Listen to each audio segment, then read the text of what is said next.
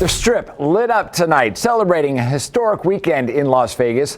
The Pro Bowl and NHL All-Star Game taking over dozens of marquees tonight in the Valley. And it is one of Las Vegas's busiest weekends ever. Fans from across the country are in town as Vegas becomes the first ever city to host both All-Star events in the same weekend.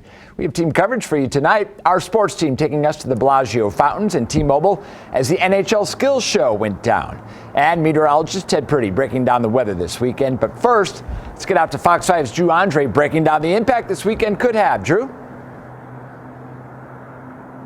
Well, and John, of course, getting a professional football team and a professional hockey team and having venues here like Allegiant Stadium has helped get us to this moment. But tourism experts say that a successful weekend will help set the stage for more major sporting events here in the future. A weekend for the history books.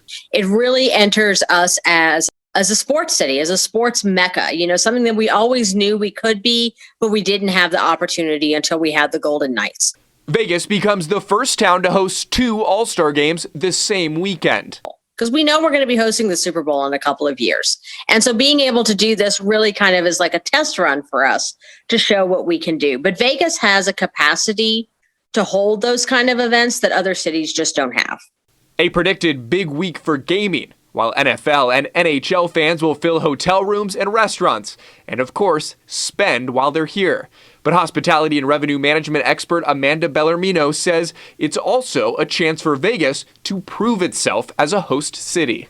For sports, this successful weekend is going to mean that we can host future events, that we can really do things, that go beyond what we've done in the past. And I think for general events, if we have a safe weekend, if things go well, if we don't have, a major COVID outbreak, I think it can really help us bring back conventions. Vegas hosted 2007 NBA All-Star Weekend. The game, a success, but what surrounded it was lots of crime, including bouncer Tommy Urbanski being paralyzed in a shooting.